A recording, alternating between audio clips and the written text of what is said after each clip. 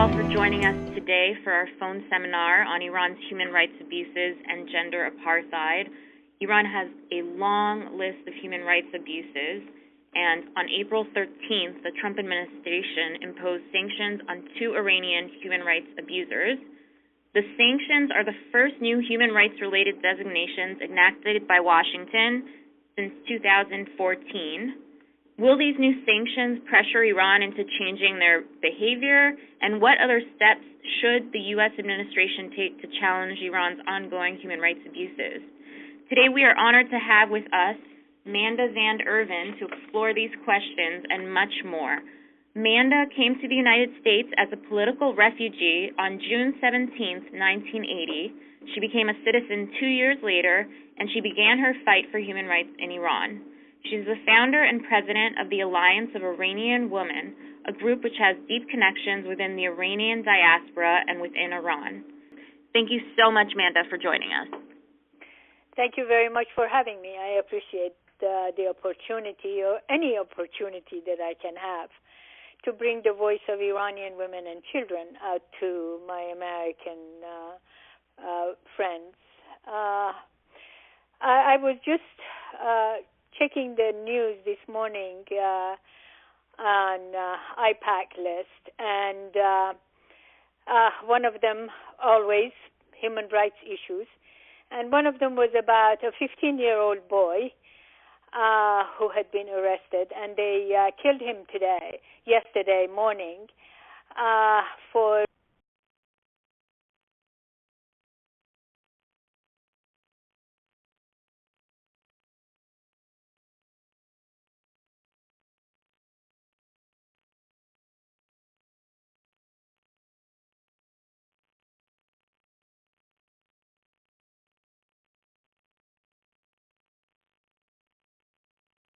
even Khamenei has said that poor children have no right to education, and this is their policy. But the children are so poor that they sell their bodies for a sandwich, and so goes the children of Iran. Also, the issues of women. I don't know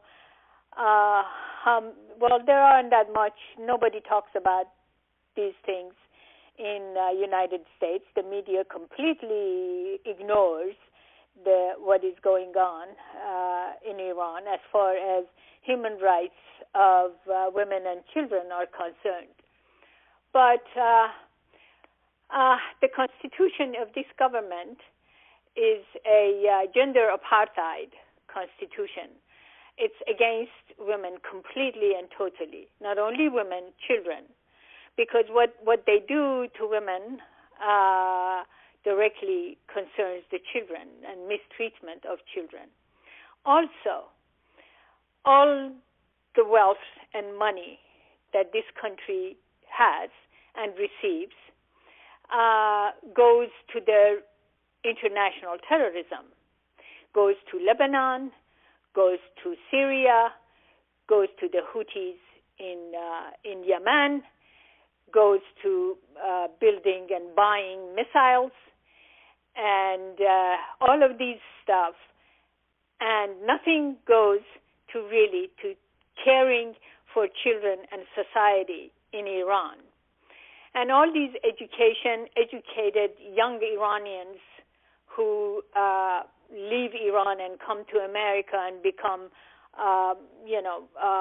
sort of a part of this society, professionals, they are from the university that were built before they took over with their protest against building them. And now the universities are being diminished because the presidents of universities are a clergy, an illiterate clergy, and an education system is getting deteriorated every day, the higher education. The lower education doesn't exist anymore. They have destroyed it because the history of Shiite clergy in my country has been anti-society, the system that keeps the people illiterate and hungry so they can rule them easily. So, I also like to explain that these people, the clergy, the Shiite clergies in Iran, are not Iranian. You might be very surprised hearing this from me, but I have explained it in details historically in my book that I'm hoping would come out soon. But the Shiite clergies were imported to Iran from Lebanon in late 1600s, 17th century, and by a Turkish tribe who conquered Iran and dominated Iran, and they came from Anatolian part of today's what you call Turkey or Syria or whatever it is now. But the Turkish tribe called Safavids, they occupied Iran, and until then, in Iran, freedom of religion was historically, since Cyrus the Great, established and carried on. Even after the Arab Muslims attacked our country and destroyed everything and forced Islam on Iranian people, we had kept our traditions of humanity, and Iranians of different religions lived together with no problem until the Safavid Turks who occupied Iran in early 1600s, and by late 1600s they imported clergies from Lebanon and established Shiaism because they were Shiites themselves. And these clergies, one of them famous, called Majlisi, he established the rule of clergy. And Khomeini revived that from him and established the rule of clergies. Now, clergies have, in Iran, really we don't care about clergies because we know that they're not Iranian. We don't respect them. And we always say that if you lift the turban of a clergy, you will see on his forehead says "Made in England," because they have always been, the British have always catered to them throughout their history.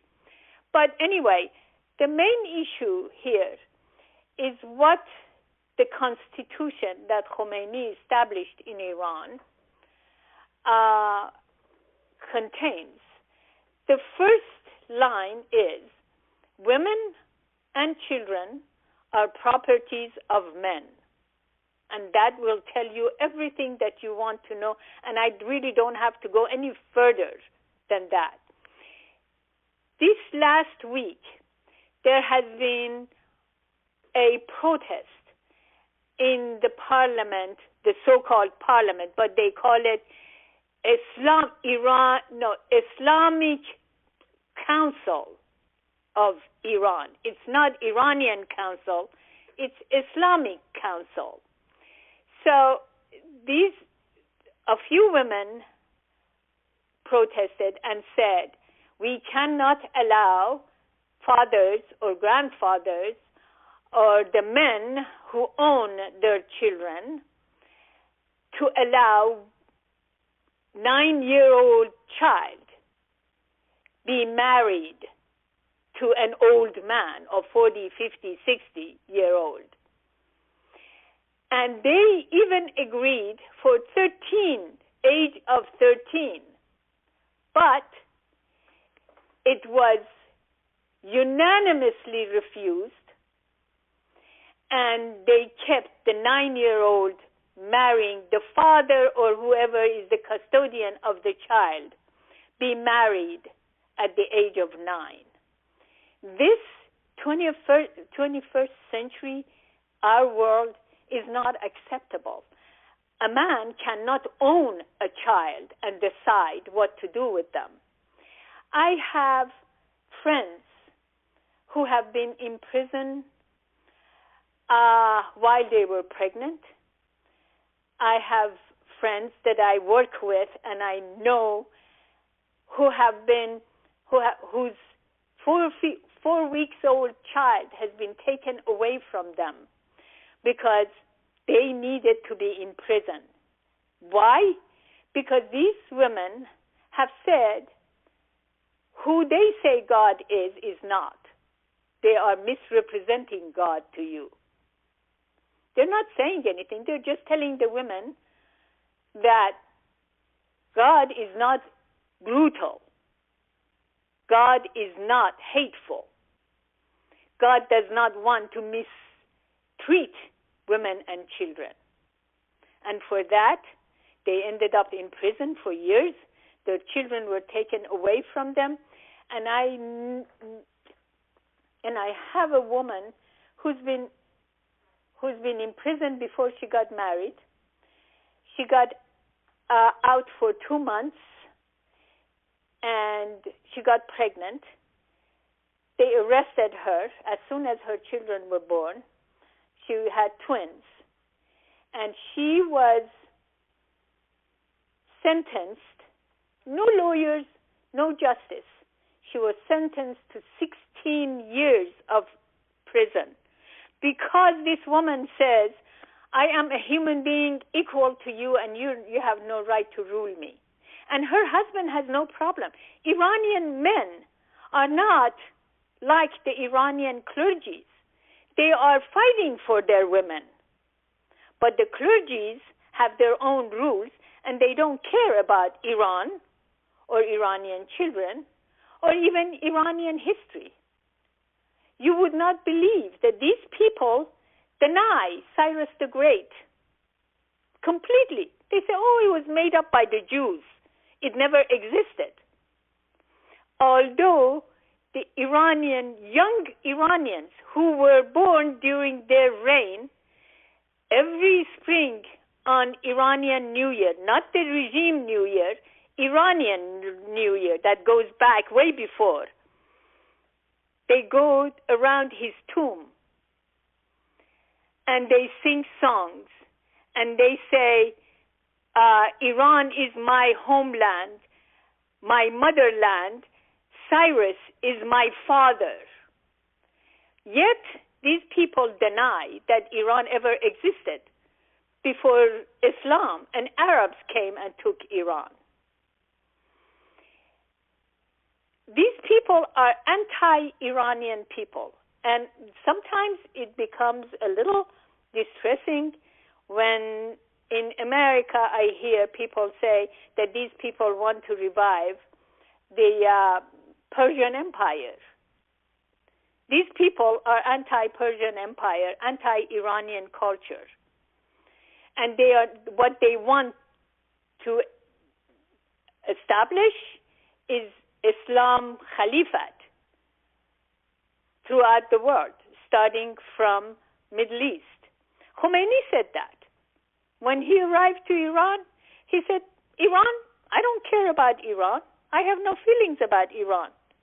Iran, to me, is a foothold. And he said it this way, a bag full of money to spread Islam throughout the world. That's what Iran is for these people.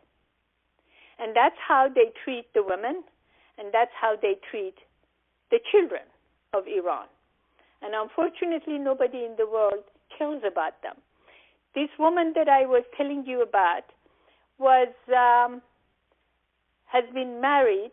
Now her children are 8 years old, and she has never seen them.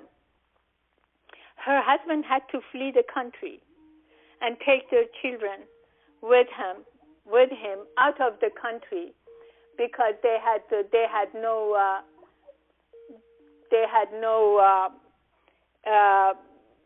he was not sure that their children are going to survive. Nobody in the world talks about these things.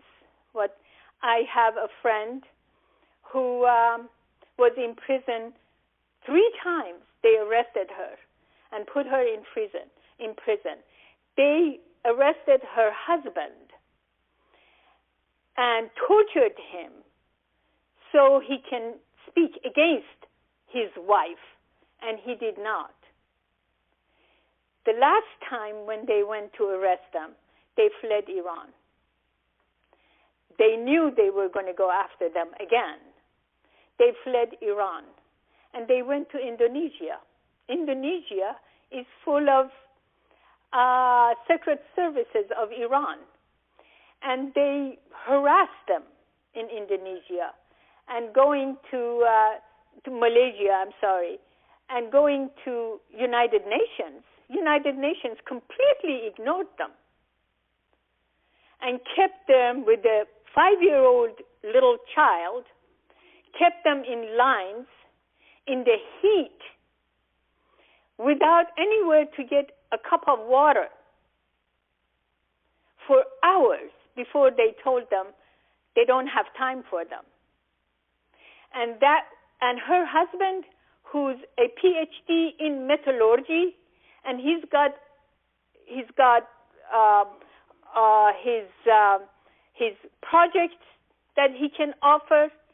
He's been offered jobs in United States by companies, but he had to work 2 years in the jungles of Malaysia, do labor job to support his wife and child.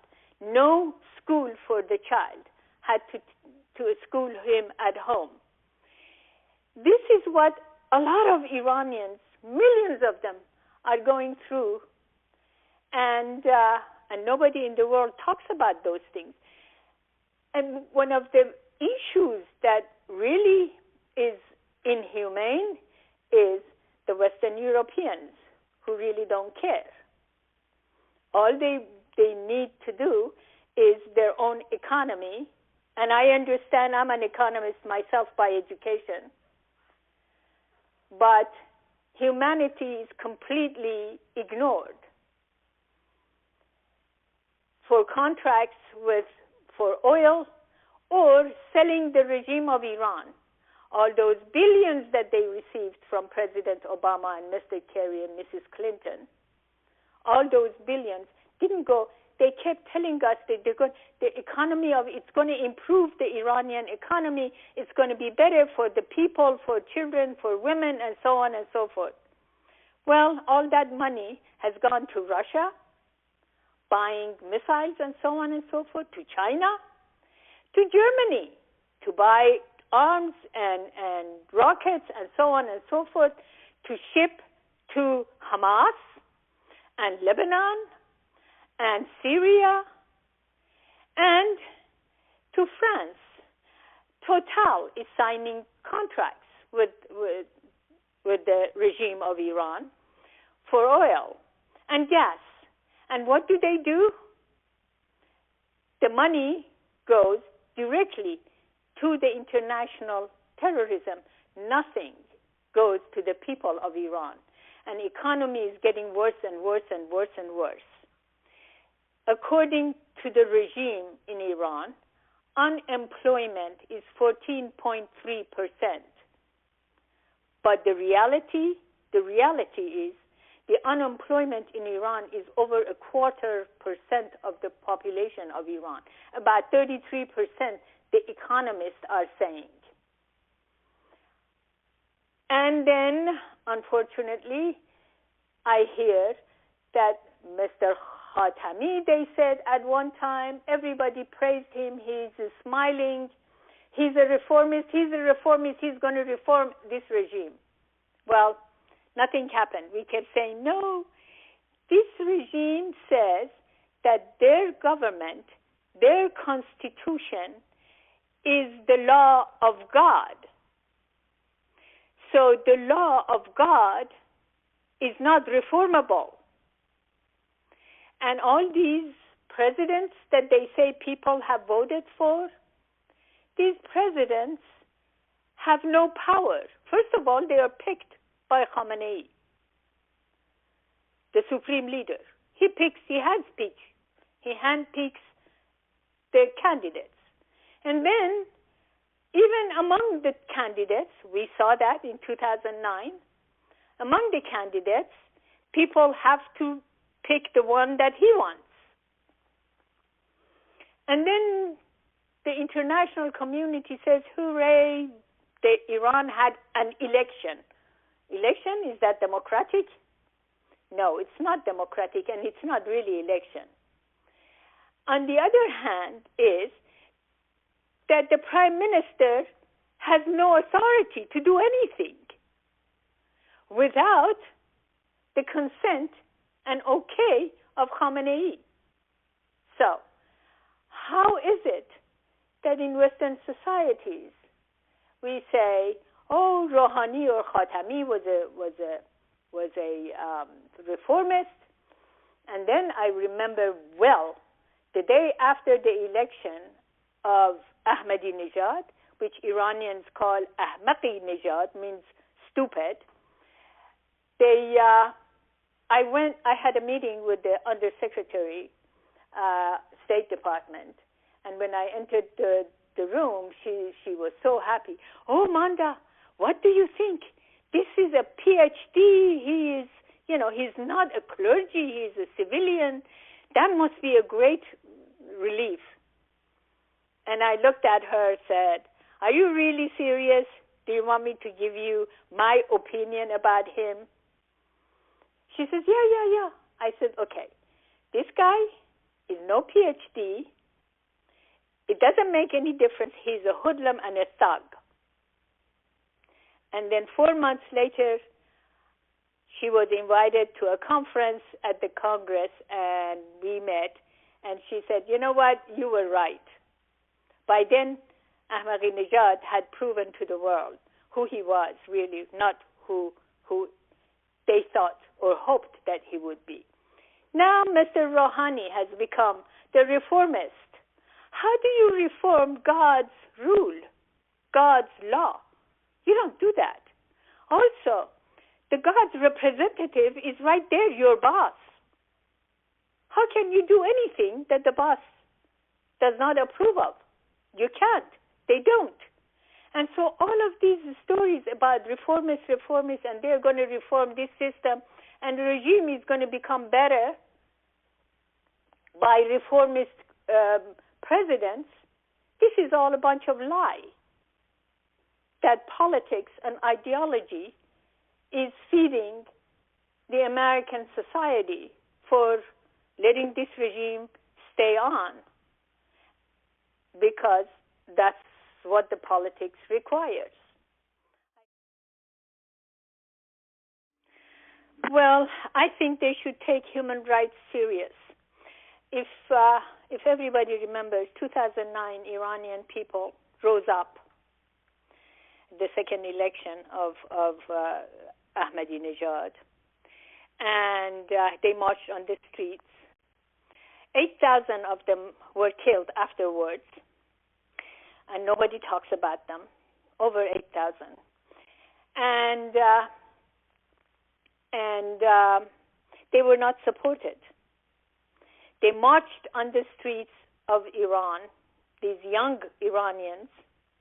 They marched on the streets and they said, Obama, Obama, are you with them or with us? In Persian language, it kind of, the whole thing rhymes. It says, Obama, Obama, ba'unai Obama, means are you with them or with us? And President Obama came in front of the White House and said, we will not interfere in internal affairs of Iran, which was a carte blanche to Khamenei and his hoodlums, who are called Revolutionary Guards or Quds Guards, or the whole gang of them that they have created to support them in power, to shut Iranians down and let the clergy rule continue. But the main issue that we really want the Congress to do and President Trump to do is to empower the people of Iran. There is no need for war, for military actions or anything. All they need to do, Iranian people are waiting to get Western support, because so far the only reason that this the regime of the clergies, Shiite clergies, have lasted so long, and the only reason that they have been able to do what they have done is because the international community, the Western democracies, have completely ignored Iranian people, and they have supported the tyrannies of the Shiite clergies. For some reason, ideological, political, economical, I don't know why. Well, I can have my reasons, but the main issue is that it's about time, almost 40 years, that in America we talk about Iranian people who, according to our own underground polls that we take inside Iran, 94% of Iranian people want democracy, and they are against this regime. 94%. But the whole world is ignoring it. When I was arguing against the deal that President Obama made with Khamenei, I was told that, well, all these sanctions have made Iranian economy go down the tank, and the people are suffering as a result. And I kept saying, that is not true. One, it's not because of the sanctions, because I read every one of the sanctions, and they always say food and drug to the people of Iran is not included in this sanction. And the sanctions were always on bank accounts of the Revolutionary Guards, bank accounts of the rich clergies and their children abroad, bank accounts of the Kurds, and all of those things. Sanctions were not on food and drugs and medicine for Iranian people, but all that money goes out of the country to international terrorism, and so the people suffer. Now, the main issue is what we want, what we think, and Iranian people are begging for is for the international community to stop catering to the regime and stop empowering them. The more they get empowered, the more they are against the people, the more they kill, the more power they will have to abuse the people of Iran and the children. That is really ungodly for anybody. And the more they will be dangerous for international community, for the peace in the region. So what we need to do is we are asking to support the people of Iran. Don't empower the regime. Stop empowering the regime in Iran. And I have been asking some of the members of the Congress, we have provided projects and proposals that we should, one step is, Iran is a gender apartheid regime. Completely gender apartheid regime. There is no doubt about it. When women and children are properties of men, and a father can give his daughter, 9-year-old child, to a 50-year-old man, that is gender apartheid, and the world should really stand up against it. And that's why we are asking the Congress of the United States to sanction Iranian regime because the practice of gender apartheid. Why is it that we have always I remember when the whole world sanctioned South Africa, for racial apartheid. And they all got together. Racial apartheid, they pushed that away, and they created a more humane society. I remember when Reagan freed the East European and a whole bunch of Central Asian countries from communist dictatorship of Russia. And that was really, one of the greatest. Why is it that nobody, the whole international community, the democratic societies, they all ignore gender apartheid? Is it ideology? Is it because it's religion? It's got nothing to do with religion. There are a lot of clergies in prisons in Iran. There is clergy wars. There is a clergy in Iran that is loved by everybody. He believes that religion should not be involved in government, in politics. This is not about religion. It's about a bunch of power-hungry clergies, Khomeini one of them, who followed Carter, asked Kennedy to remove the Shah and place him in power, but Kennedy did not last. He was assassinated, unfortunately, and then followed every president until President Carter. All the documentation, the classified CIA documents, are at the Library of Congress. You can go see them. President Carter helped Khomeini to take over Iran. So now they have to reverse things. They have to support the people against the regime and weaken the regime and empower the people.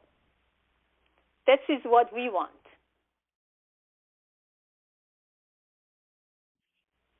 Oh, well, there is not only one. Germany is a business partner of Iranian regime.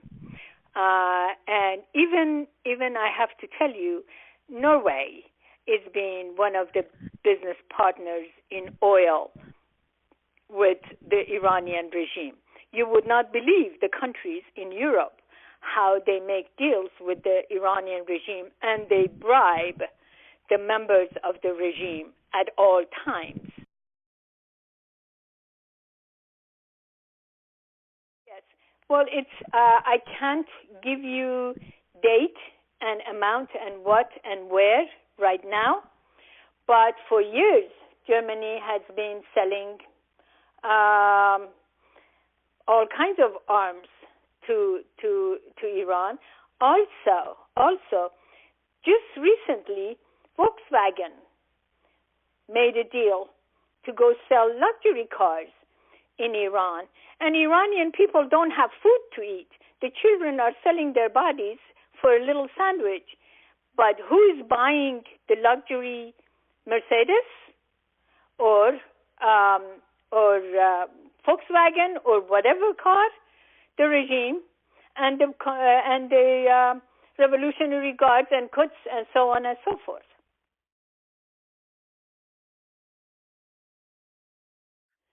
Well, actually, it's the law. It's the law of the land that boys get married at the age of 15, girls at the age of 9. Then there was a war against it by women, and they said, okay, we can say 13, but the power and the decision is made by the father or the male guardian, as usual, and if they want to have their daughter or sister or whatever married at the age of 9, it's their decision, their power to do. And the number of the law is number 1210, is the bill which I don't have it right in front of me, but I have a whole list of laws against Iran, against the women in Iran, Iranian regime.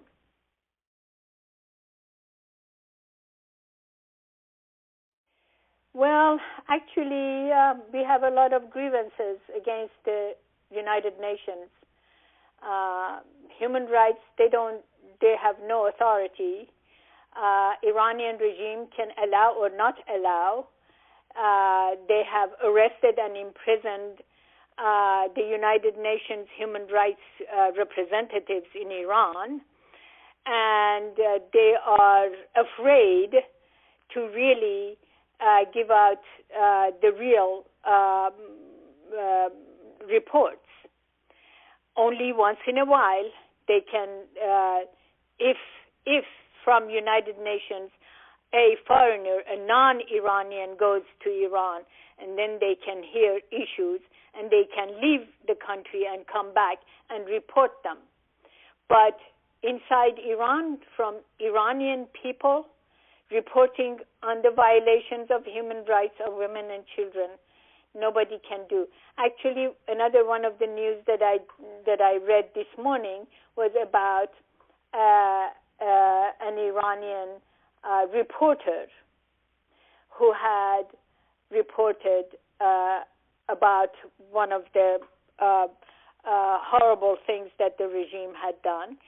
She fled Iran to Israel, arrived to Israel, I think this morning or yesterday, from the fear because they were going to arrest her. So nobody in Iran is allowed to speak up, and foreigners, they want to cater to them, and they won't. Can you believe that I was in United Nations for a whole year, and United Nations Commission on the Status of Women, which I was appointed to representing United States. The Iran chair was always empty. Nobody was always there. Only at the opening and closing, there was an old man with beard and everything would be sitting at that chair, and then that would be the end of it. And also, but when you read the list of the women representing Iran, was a long list, but I never saw any women. The only thing I saw was an old man at the beginning, at the end of the sessions in March. And that was that. And United Nations also appointed Iran to the Central Committee of Commission on the Status of Women, which myself, our organization, Alliance of Iranian Women, protested largely to everybody. And they told us, well, we didn't want them to be in the Committee of Human Rights, so we gave them Committee of Commission on the Status of Women, which I thought, wait a minute, they are also discriminating, that the issues of women's rights is not important. But the whole issue, UNIFEM, which is one of the auxiliary organizations of United Nations, they get huge checks, millions, from Islamic regime in Iran. And they never report anything that they do. Why? Because they are bribed. They get checks. And when I protested, they said, well, look, we have to have money to support women in Africa, in African countries. And these countries are good enough to support our organization. And I said, wait a minute, you are sacrificing women and children of Iran to help women in some African country? What's the difference? But that's the way the organizations are. If you don't have to, Iranian women rose up 1 million signatures in 2010 Nobody reported it. Nobody. None of the. Even when Iranian women went to Norway and asked for the award to be given to the women who are in prison now, had started a petition movement in Iran and for 1 million signature against the existence of Islamic regime. And they got, instead of 1 million signatures, they got more than 1 million volunteers, men and women, to collect signatures against the regime. But they were ignored. Those women ended up in prison, and Norwegian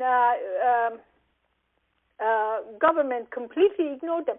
I've written articles about all these issues, that they make deals with the regime, unfortunately, and they completely ignore the people of Iran, the women, the children who are being. Right now, there are 89 children, underage children, on death row in Iranian prisons. But who cares? They're making deals with the regime, and regime is happy to provide anything they want as long as they protect them, and that's what it is.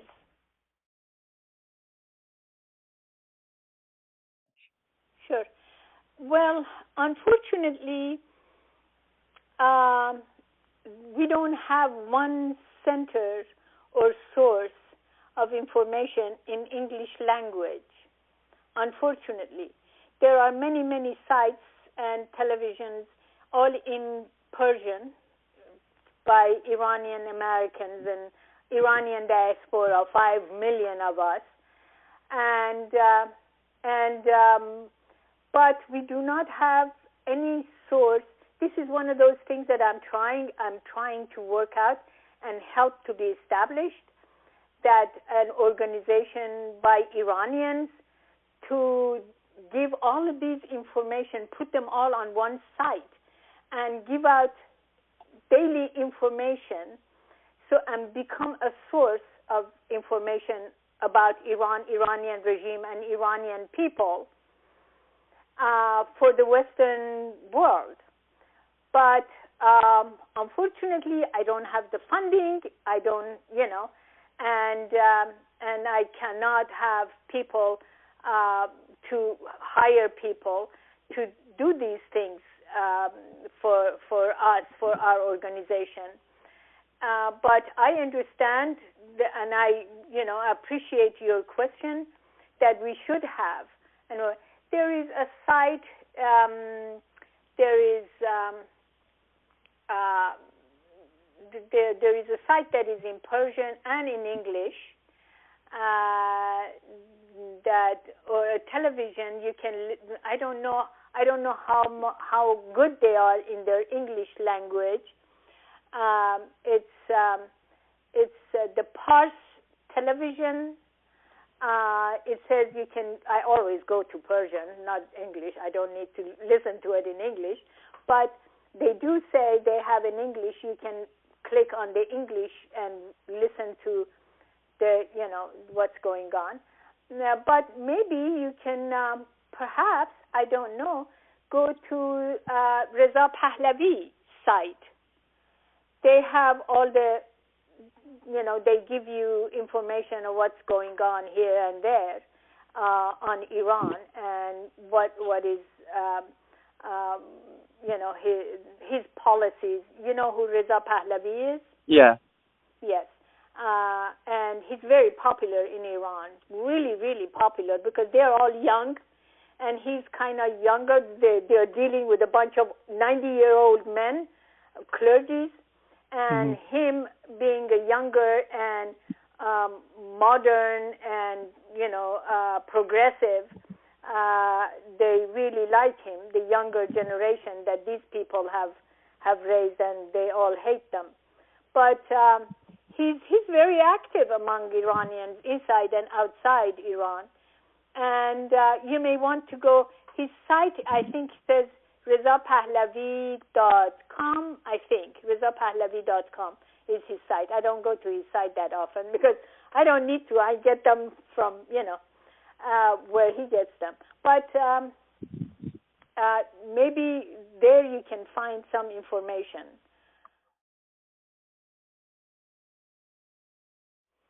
Well, I can't tell you off the cuff right now, because we do get reports indirectly from some of the economists inside Iran, from underground, sort of.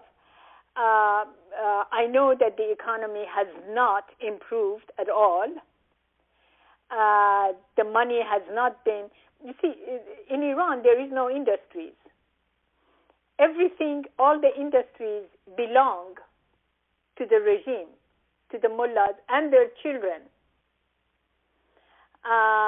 So Iranian economy is completely destroyed by these people because what they were making in Iran, they destroyed it to make business for themselves, to import stuff from China or North Korea.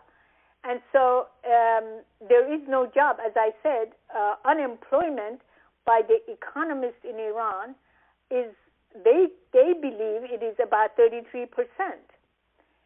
That's one of the worst things about the economy. But I can provide to Emmett some sources which you can go to and receive them.